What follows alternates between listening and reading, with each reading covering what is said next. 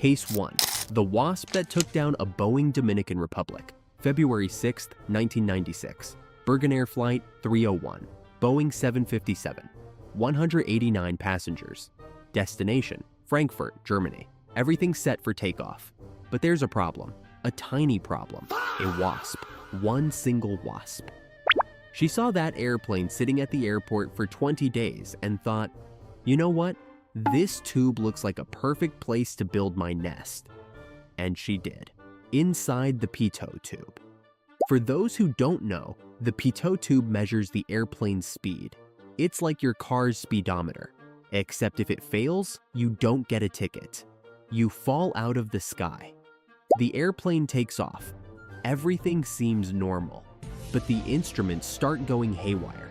The pilot sees one speed. The co-pilot sees another. The computer shouts, "Stall, stall," but the plane is flying way too fast. The pilot panics. He slows down. The plane really stalls. The wings lose lift. And then, it's freefall. 189 people die. All of them because of a WASP that wanted a warm place to lay eggs. One WASP took down a Boeing 757. The investigation took months. When they found the nest, the engineers tried to recreate the crash. How could a WASP take down an airplane? Simple. It can't, but it can block a sensor, and a block sensor can kill 189 people. Case 2. The Farmer and the Killer WASPs, China, 2013. Shanxi Province. A farmer is working on the fields. A normal day. Sun, soil, hard work. Until he steps in the wrong place. He stepped on a nest of giant Asian hornets. And when I say giant, I mean 5 centimeters of pure flying rage. These hornets are so big they look like attack helicopters. The farmer looks down, sees the hole, sees the hornets coming out. And then he does the only sensible thing. He runs. But these hornets, they fly at 40 km/h, and they don't quit. They chase for miles. It's like being pursued by military drones, except the drones have 6mm stingers. The farmer runs, he screams, he swats at the hornets, but they're too many. They cover his body. Each sting injects neurotoxic venom. His nervous system starts to fail. He collapses. When they found his body, it was unrecognizable, swollen, covered in marks. And the hornets? They went back to their nest. Mission accomplished. In 2013, these hornets killed 42 people in China, 42, and injured more than 1,600, all because humans decided to build houses and farms over their nests, and they didn't like it. Case 3. The Man Who Ate Cockroaches, Florida, 2012. If you haven't seen it, Florida is basically the Brazil of the United States. The weirdest stuff happens there. And this story? This one is bizarre even for Florida. Ben Siegel Reptile Store. Midnight. An event called Midnight Madness. The prize?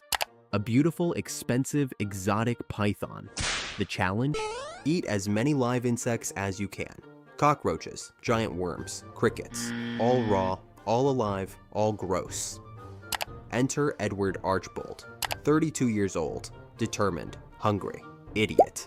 Edward looks at the python and thinks, I need that snake. So he starts eating. 1 cockroach, 2 cockroaches. Edward is destroying the competition. He's an insect-eating machine.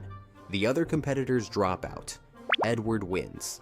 He raises his arms, celebrates, and then starts choking. Because you see, cockroaches weren't made to be swallowed whole. They have legs, antennae, wings. And all of that gets stuck in your throat like a deadly jigsaw puzzle. Edward collapses. He vomits, chokes, vomits again. Paramedics arrive, try to clear his airway, but it's too late. There's cockroach parts in his trachea, esophagus, stomach. Edward became an insect graveyard. Edward died. The snake? The snake went to another competitor. And the lesson here is clear. Never, under any circumstances, enter a contest that involves live things.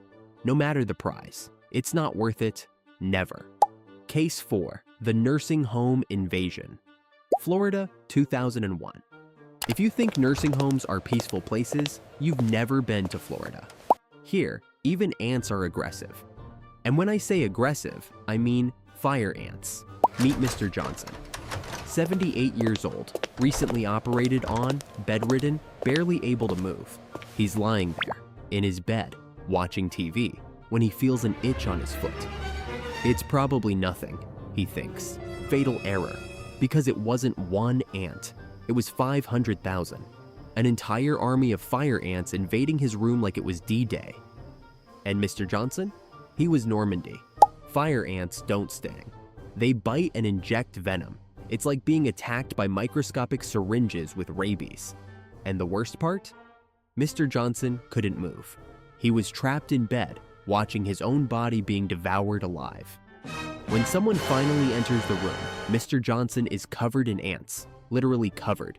It looks like something out of a horror movie, except it's real. And worse, the ants came through the outlets, cracks, pipes.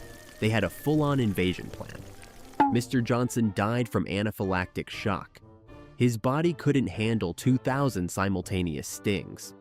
And the facility? Oh, the facility was sued. Because apparently, keeping things under control is important when you're taking care of elderly people. Who knew, right? So, what did we learn today? That nature doesn't care about you.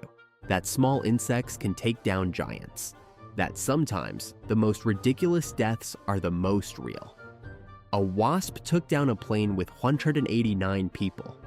Giant hornets killed 42 people in China. A man died eating cockroaches for a snake.